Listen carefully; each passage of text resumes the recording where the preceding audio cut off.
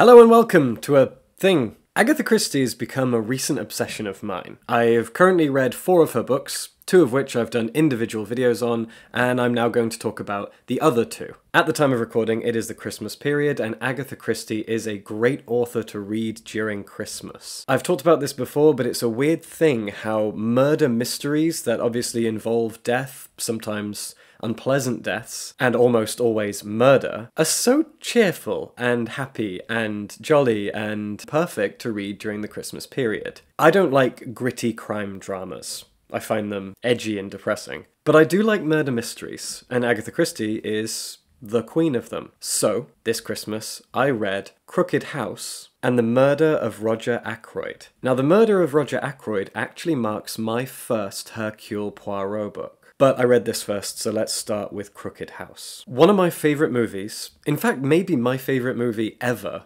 because I find it so infinitely rewatchable, and so tightly written and tightly directed and beautifully choreographed and perfectly cast, is Knives Out, directed by Rian Johnson, who directed the best Star Wars movie. I love Knives Out, and I think my adoration for that film is part of what sparked my interest in checking out Agatha Christie. But when I got to Crooked House, I was shocked by the similarities between this and Knives Out. Now, I've read some articles about the films that inspired Rian Johnson to make Knives Out, but just films, not books. And a lot of murder mystery films are based on books. There are so many film and TV and stage adaptations of Agatha Christie's works, but I digress. The point is, Crooked House is very Knives Out. Or rather, Knives Out is very Crooked House. Crooked House begins with a man called Charles who is, at the beginning, working abroad. He's in Cairo, and he meets a fellow Brit, a young woman called Sophia, and he quickly falls in love with her. He then finds out that Sophia is part of a big, rich family who live in a suburb of London somewhere. The patriarch of this family is a man originally born in Greece who moved over to the UK and built himself a little empire of Greek restaurants and stuff. And this family is called the Leonides family. We're very quickly introduced to Charles and Sophia, and then we move to the UK, where the two of them have now finally reunited after a few years of travelling and working, and now Charles wants to get married to Sophia. But, right at the beginning, the patriarch of the Leonides family dies. And Sophia basically says to Charles, look, we can't get married, we can't announce our engagement, we can't move forward with our relationship until this is sorted out, because she dearly loved her grandfather. Fortunately, Charles's dad is a police inspector, and this basically means that Charles and his dad get to spend as much time in the titular crooked house of the Leonides family as they want to, as they figure out who done the murder of the patriarch of the Leonides family. The entire book, from about chapter 3 onwards, takes place in the crooked house, and everything is told from Charles's perspective. This is a character study of all of the different members of the Leonides family. We know that the patriarch was killed. He had a medicine that he had to take because he's in his 80s and it's a heart medication, but it was switched out for a different medication, which, when injected, caused his death. And all eyes turn to his young bride. This is a young woman who is like 60 years younger than him. She's like in her 20s. And the whole family hates her for being, well, she's never called a gold digger, but the whole family just despises this young woman. And she is the main suspect. And so, of course, you immediately go, well, she must not have done it then. And then pretty much every member of the family becomes a suspect. And the young wife remains a suspect all the way through. A character that I really enjoyed in Crooked House is this very, very young girl. I think she's Sophia's little sister, and she's this annoying brat of a 12, 13-year-old. She talks to Charles pretty often about the investigation, about the mystery of her grandfather's death. And she's so well written as a bratty young girl. She's so relatable. We've all known, or we all were, kids like her. Very, very annoying, egotistical, eager for attention. This kid is obsessed with crime novels, Sherlock Holmes. She reads too much and she's got a very fantastical mind, and she's so excited to see this mystery unfold and figure out who done it. I really enjoyed her as a character, and I actually really enjoyed Charles as well. Like, a lot of point of view characters in Christie's works can be kind of blank slates, but Charles has enough about him. His eagerness to show his love for Sophia and figure out who done it so that he can kind of get what he wants makes him interesting enough. And so the book goes on. You are slowly piecing together what happened and figuring out who exactly did the thing. I will say that I've never been the kind of person who, when reading a murder mystery or watching one, tries to figure out who done it. I generally let the plot play out, and I just like to experience the narrative, and then be pleasantly surprised when it happens. But, saying that, you also can't really help it. As you go through one of these books, you often wonder, who done it? And you start to think, right, what information do I have? What can I get so far? Can I figure it out? And you don't consciously do it, at least I don't. It's not my main focus, but it's happening at the back of my mind as I read. And I will say that about 3/4 of the way through this book, I guessed the killer, and I guessed right. And I was pretty surprised. I actually found that it was really, really obvious who done it. I feel like Agatha Christie gave us all the clues, wrote the characters in the right way to make it pretty obvious. But that didn't stop my enjoyment of it. When I came to the end of this book, I was still so happy with my experience because I enjoyed the setting and the characters. As I said, this really reminds me of Knives Out.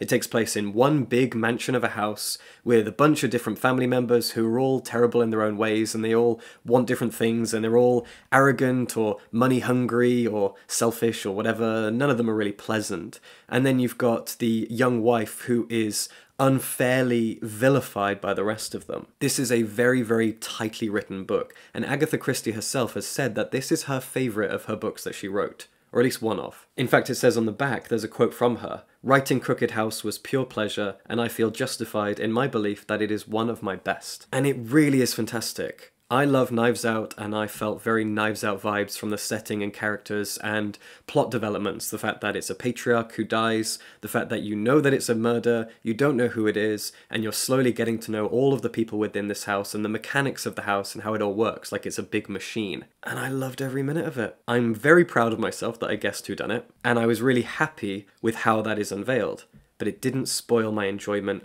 at all. The Murder of Roger Ackroyd, as I said, was my first Hercule Poirot book. Up until this point, all of the Agatha Christie books I've read have been standalone novels. This book is told from the perspective of a man called Dr. Shepherd. He lives in a small, quiet English village. There are 2 rich households in this village, and one of them is owned by Mrs. Ferrers. She killed her husband. About a year ago, she murdered her husband, and then she dies. You find out very, very early on, so I'm not considering any of this a spoiler. This is like chapter 1, chapter 2. Mrs. Ferrers killed her husband, has been getting blackmailed ever since by someone who knows she did it, and then kills herself. But as the title suggests, that's just the setup. That is not the main murder. The main murder is of a man called Roger Ackroyd, who owns the other big house in the village. Roger Ackroyd and Mrs. Ferrers seem to have had a kind of maybe love affair potentially going on. Roger Ackroyd has a stepson. The stepson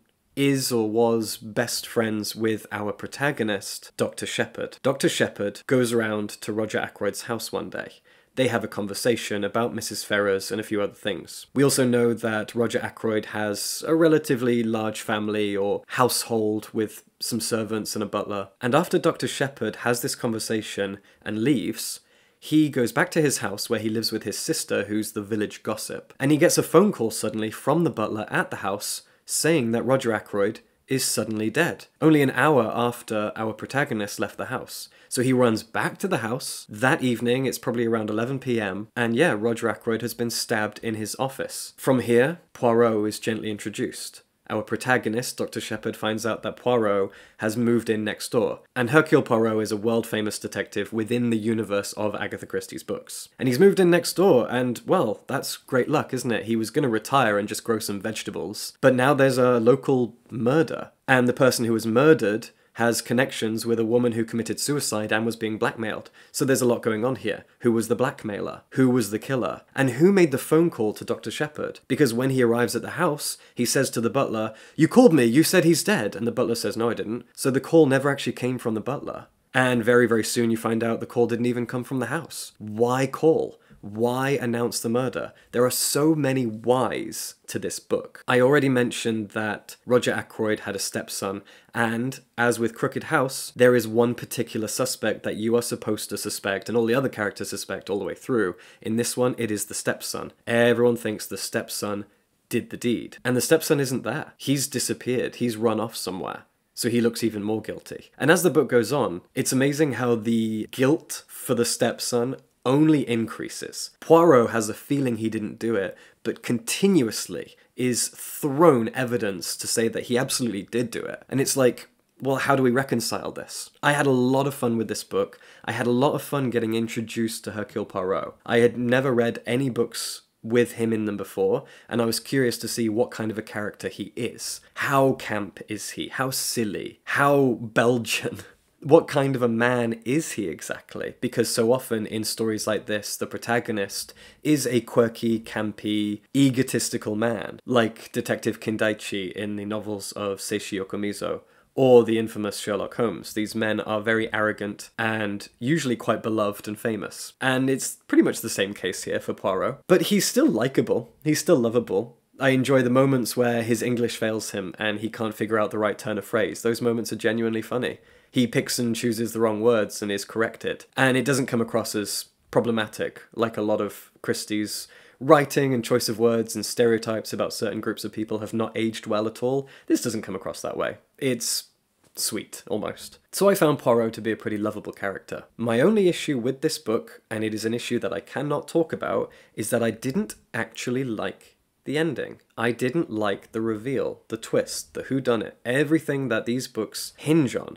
I didn't really like it, but I can't talk about why. I can only say that, can I even say this? This is not the first time, or perhaps it was the first time chronologically, but in my reading experience, this is not the first time that Agatha Christie has pulled off a twist like this one. And so it was not impactful at all. And that's all I can really say. I also think, and I think this is what I really wanted to talk about with this video, so if you're still here, thank you. Poirot books, at least judging from this one, have a very different vibe to her standalone books, not just because of Poirot's existence, but it is almost the purpose of the novel is different. I'm going to explain this as best I can. In her standalone novels, it is as though there is a game board out in front of you, and all the characters are on this game board, and they are all the same size, they are all the same shape, they can all do the same things. And you, as the reader, as a voyeur in this world, are also one of those pieces. And in her standalone books, in And Then There Were None, Crooked House, Endless Night, you are moving around the board as all the other characters are as well. And there is a puzzle going on, there is a game at play, there is something to figure out, there is a mystery. And you're all moving around the board, figuring it out, and you feel like you have the opportunity to figure it out as the reader, or just enjoy watching the other pieces try to figure out as well. You can do either. With Poirot books, you've got the same game board, but a giant fucking piece comes down, this giant golden puzzle piece comes down, and it's bigger and larger and shinier and smarter than all the others, and that's Poirot. And you have to watch him figure it out. You do not feel like you have all the pieces. You do not feel like you are on equal footing, like any of the characters are on equal footing, because fucking Poirot is there. It feels very, very unfairly balanced. Her standalone books are murder mysteries that you can kind of take part in like a game. This, I didn't feel like that. I felt like I had no choice but to watch Poirot figure it out. For example, Poirot has an obsession with boots in this book. Poirot believes that whether or not the killer was wearing shoes or boots, or whether those boots were black or brown, is a very important detail. Something to do with maybe footprints or climbing in through the window or something. But you don't know why Poirot is obsessed with this. This is for him to go, I got something going on. I got a thought. I've got an idea. Just bear with me. That doesn't happen with the standalones. There is no person to do that. There is no character in her standalone books that has more knowledge than anyone else. It's an equal playing field. In this, you watch Poirot go, oh, I have a thought, I'm very clever, and I know everything.